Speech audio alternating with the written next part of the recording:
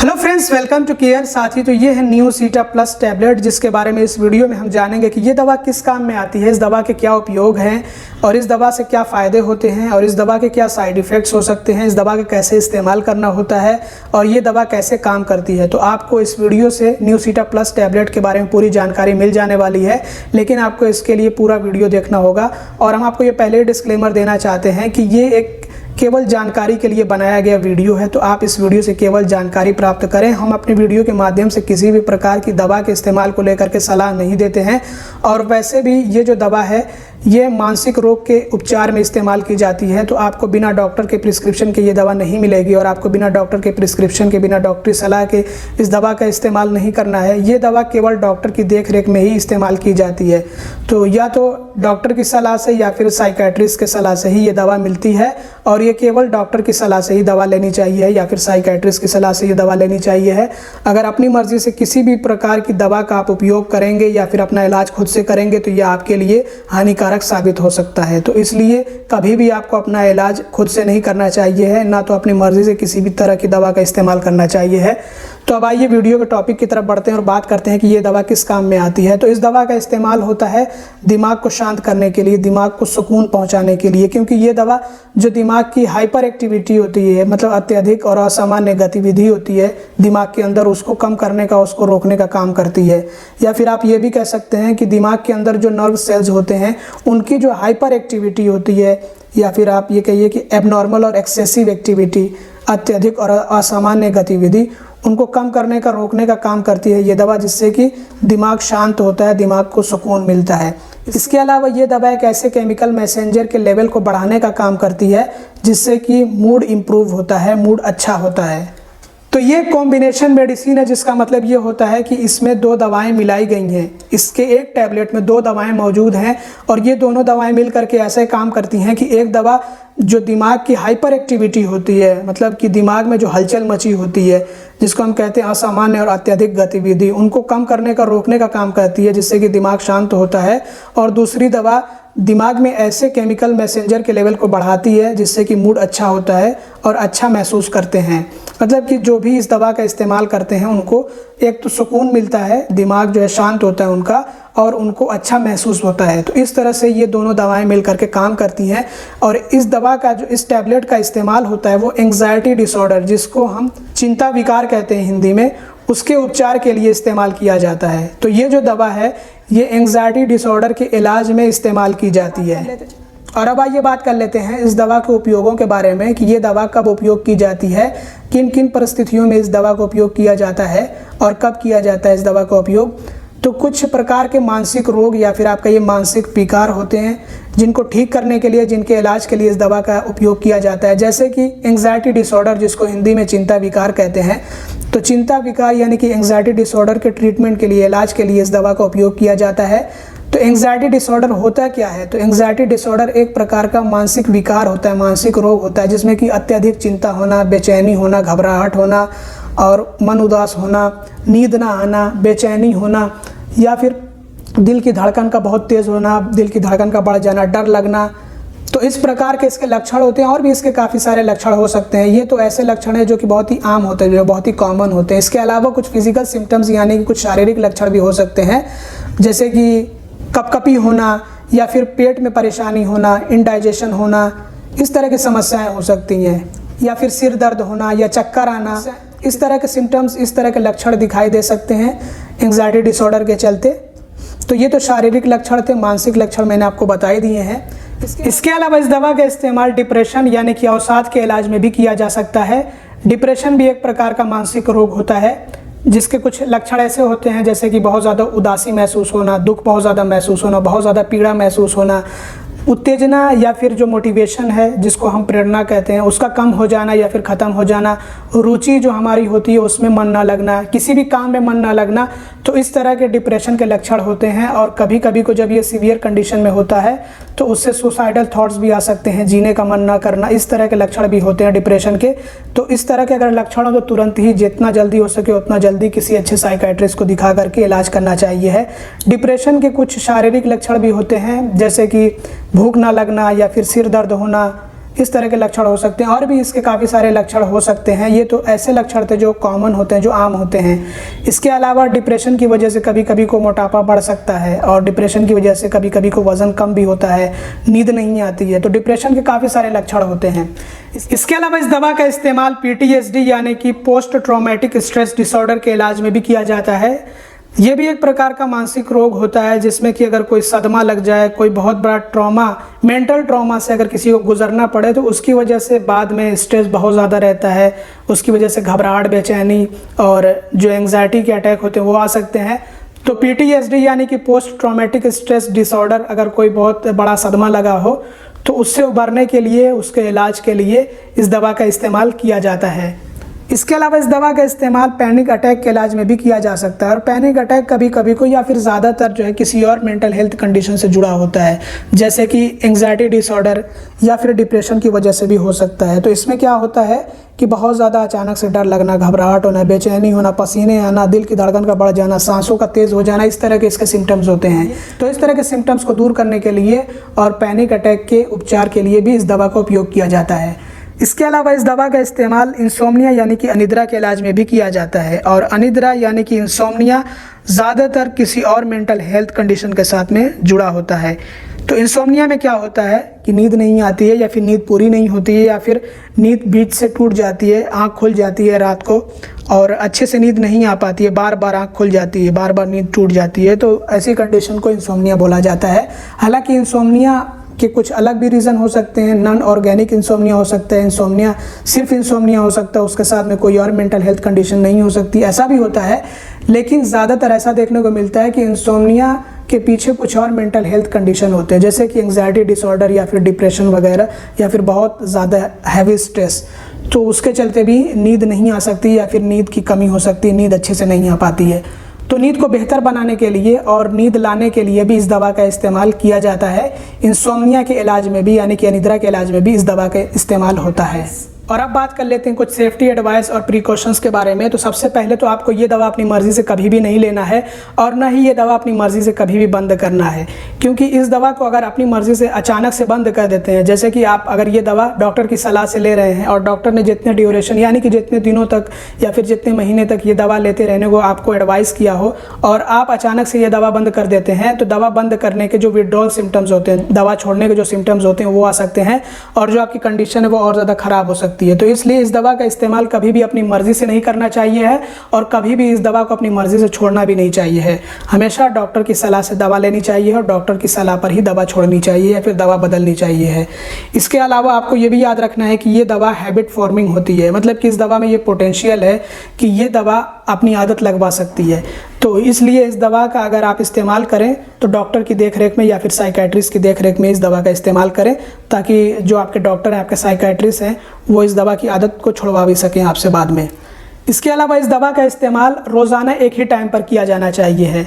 चाहे वो आप किसी भी टाइम पर दवा ले रहे हो, जिस भी टाइम पे आपके डॉक्टर ने या फिर आपके साइकेट्रिस्ट ने आपको एडवाइस दी हो दवा लेने के लिए, और आप रोज़ाना उसी टाइम पे दवा ले रहे हो, तो बिल्कुल उसी टाइम पे दवा लेनी चाहिए है, ताकि दवा की जो मात्रा है वो शरीर में एकदम बराबर बनी रहे और दवा अच्छे से फ़ायदे कर सके। और इस दवा का डोज जो है मिस नहीं करना चाहिए, दवा मतलब भूलना नहीं चाहिए। लेकिन अगर आप कभी को गलती से भूल जाते हैं तो ऐसे में जब भी आपको याद आए तो तुरंत आप इस दवा को ले लें। और इस दवा को तब तक लेते रहना है जब तक कि आपके साइकेट्रिस्ट या फिर आपके डॉक्टर ने इसको लेते रहने की सलाह दी हो। इसके अलावा इस दवा के इस्तेमाल से थोड़ी सुस्ती हो सकती है, थोड़ी सी कमज़ोरी आ सकती है, हो सकता है कुछ लोगों में हल्का फुल्का चक्कर भी आए, और स्लीपीनेस महसूस हो सकता है, मतलब कि नींद आ सकती है। तो इसलिए इस दवा का अगर इस्तेमाल कर रहे हो तो थोड़ी सावधानी के साथ करें कि ऐसे काम आप करने से बचें जिसमें कि मेंटल फोकस की ज़रूरत होती हो, जैसे कि ड्राइविंग करना, मतलब कि गाड़ी चलाना, या फिर हैवी मशीनरी का ऑपरेट करना जिसमें कि मेंटल फोकस की ज़रूरत होती है। कोई भी ऐसा काम हो सकता है जिसमें मेंटल फोकस की ज़रूरत होती हो, तो ऐसे काम आप करने से परहेज़ करें। या फिर अगर आपको पता हो कि कुछ भी इससे जो आपको साइड इफ़ेक्ट इस तरह का नहीं होता है, जैसे कि डिजीनेस, चक्कर आना या फिर नींद आना, इस तरह की समस्या नहीं है, आपको इस तरह के साइड इफ़ेक्ट्स नहीं हैं, तब आप जो है ये कर सकते हैं, और डॉक्टर की देखरेख में इस दवा का इस्तेमाल करना चाहिए है। इसके अलावा इस दवा के इस्तेमाल से वज़न बढ़ सकता है, तो वज़न को बढ़ने से रोकने के लिए और हेल्दी वेट बनाए रखने के लिए रेगुलर एक्सरसाइज करते रहना चाहिए है। या फिर इस दवा के इस्तेमाल से वेट लॉस भी हो सकता है, वज़न कम भी हो सकता है, ये पर्सन टू पर्सन डिपेंड करता है। तो अगर वेट लॉस हो तो ऐसे में एक बैलेंस डाइट रखनी चाहिए है, ताकि बहुत ज़्यादा वेट कम ना हो और अगर वेट बढ़े तो उसके लिए एक्सरसाइज करना चाहिए है, और अपने डॉक्टर को इसके बारे में बताना चाहिए। और कोई भी अनयूजुअल चेंज आपके अंदर आता है, मतलब कि कोई असाधारण बदलाव आप अपने अंदर देखते हैं, अपने मूड में देखते हैं, तो ऐसे में आपको अपने डॉक्टर से बताना चाहिए इसके बारे में। और अगर आप साथ में दूसरी दवाएं ले रहे हैं, या फिर अगर आपको लीवर की समस्या है या फिर किडनी में कोई समस्या है, तो उसके बारे में भी आपको अपने डॉक्टर को बता देना चाहिए है।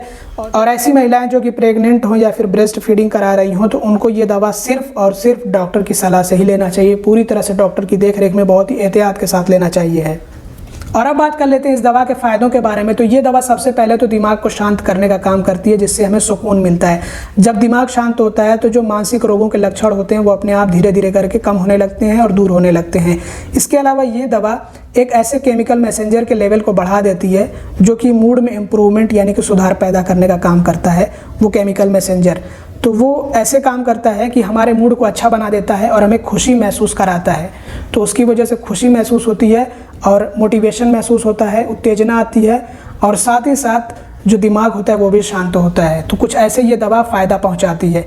तो ये दवा कुछ ऐसे केमिकल्स को रिलीज़ होने से रोक देती है, मतलब दिमाग में कुछ ऐसे केमिकल्स रिलीज़ नहीं होने देती है जो कि हमें एंग्शियस फील कराते हैं, मतलब जिनकी वजह से हमें चिंता महसूस होती है, घबराहट महसूस होती है, बेचैनी महसूस होती है। तो ऐसे केमिकल्स को ये दवा क्या करती है कि रिलीज़ होने से रोक देती है, या फिर वो कम रिलीज़ होते हैं। तो जो एंग्जाइटी के लक्षण हैं, या फिर जो डिप्रेशन के लक्षण हैं, या फिर स्ट्रेस के जो लक्षण हैं, या फिर पैनिक अटैक के जो लक्षण हैं, उनमें कमी आती है। आप एक तरह से कह सकते हैं कि जो मेंटल हेल्थ कंडीशंस होती हैं उनके जो सिम्टम्स होते हैं वो कम हो जाते हैं, मानसिक रोगों के लक्षण कम हो जाते हैं इस दवा के इस्तेमाल से।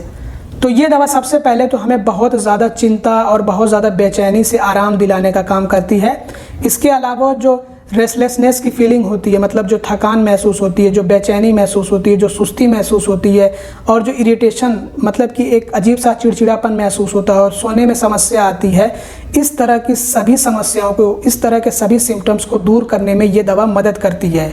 तो जब ये सारे सिम्टम्स दूर होंगे, चाहे वो एंग्जाइटी डिसऑर्डर के सिम्टम्स हों या फिर डिप्रेशन के सिम्टम्स हो, जैसे कि चिंता, घबराहट, बेचैनी, तनाव महसूस होना, बहुत ज़्यादा जो है घबराहट होना, बहुत ज़्यादा डर लगना, इस तरह के जो सिम्टम्स होते हैं जब ये दूर होंगे तो इससे ज़िंदगी में अच्छे बदलाव होंगे, पॉजिटिव चेंजेस आएंगे।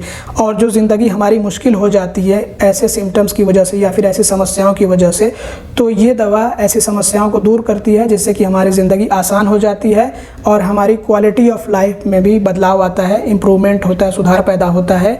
हम अपनी डेली एक्टिविटीज़ को अच्छे से और कर सकते हैं और भी उनमें प्रोडक्टिविटी ला सकते हैं और ज़्यादा उत्पादक बना सकते हैं हम अपने आप को, और हम मेहनत से अच्छे से लगन से काम कर सकते हैं। हमारा मोटिवेशन लेवल बढ़ेगा, प्रेरणा बढ़ेगी, उत्तेजना बढ़ेगी, तो जिससे कि हम अच्छे से काम कर पाएंगे।